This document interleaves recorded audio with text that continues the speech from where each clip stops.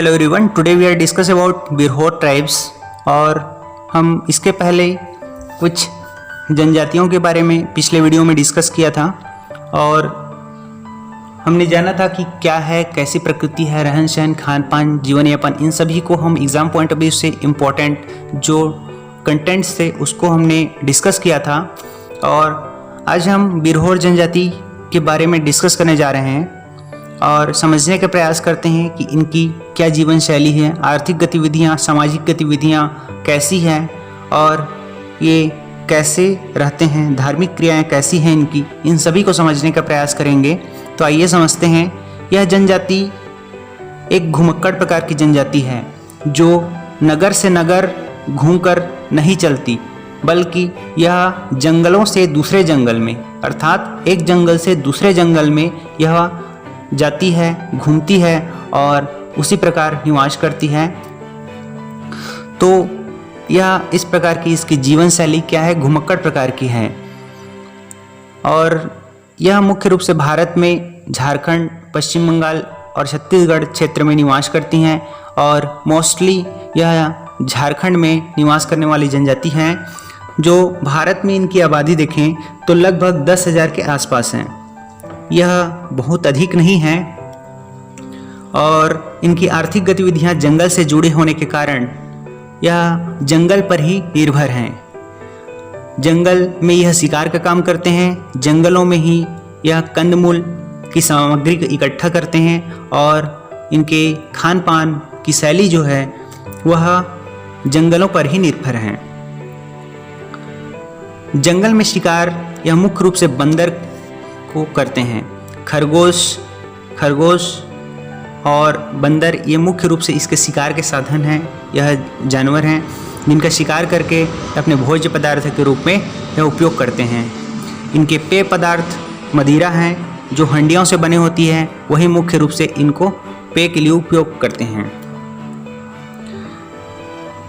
जंगलों पर आश्रित यह जनजाति वर्तमान समय में कई दिक्कतों का सामना कर रही है।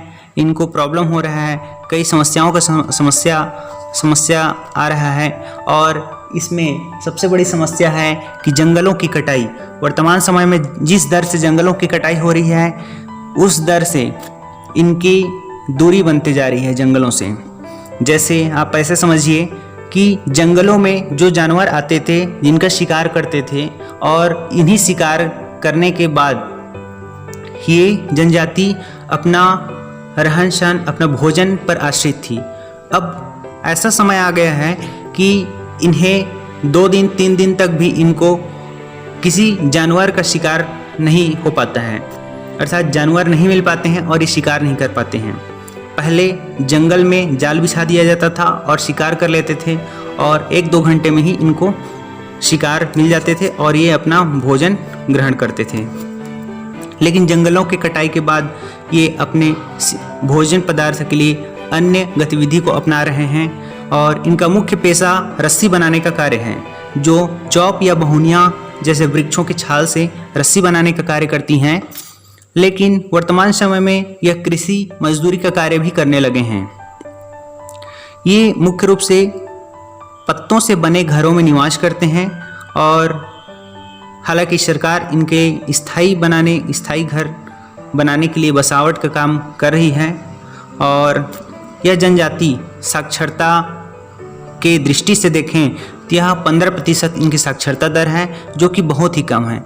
शैक्षणिक रूप से पिछड़ा हुआ जनजाति काफ़ी दिक्कतों का सामना करना पड़ता है इन्हें, जैसे शिक्षा के साथ ही साथ स्वास्थ्य पर इसका प्रभाव पड़ता है, सामाजिक स्थिति पर भी इसका प्रभाव पड़ता है। तो शिक्षा दर इनका कम है, शिक्षा के साथ साथ स्वास्थ्य खराब रहते हैं। अन्य जनजातियों की अपेक्षा यह जनजाति अधिक रोग से ग्रसित हैं, कुपोषण का शिकार हैं यह जनजाति।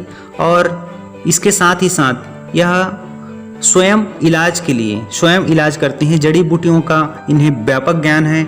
जंगलों में होने के कारण, रहने के कारण ये अंधविश्वास में जकड़ा हुआ समाज है और ये प्रेत आत्मा में विश्वास करती हैं।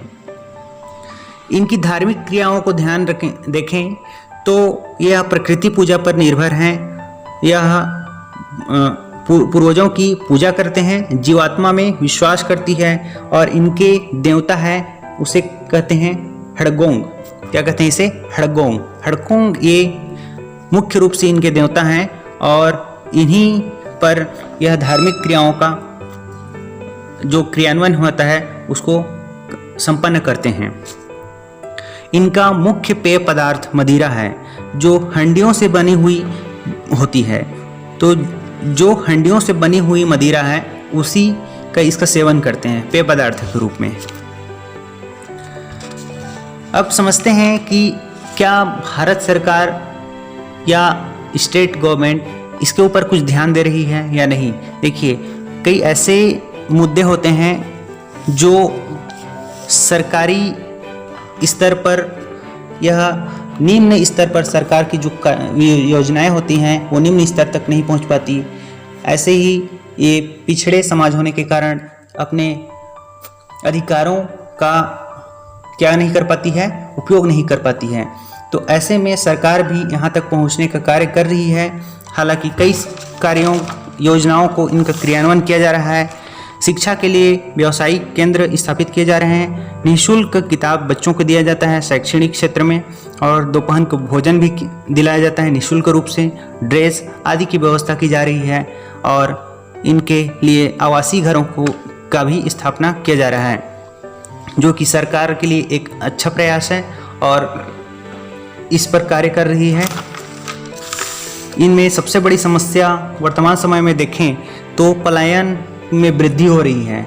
इन समाज में यह आदिवासी पलायन कर रही हैं, अर्थात यह जंगलों की कटाई के कारण यह जंगल से बाहर निकलकर नगरों में यह क्या कर रही हैं, पलायन कर रही हैं। दूसरी समस्या है कि भूमि अधिग्रहण कानून।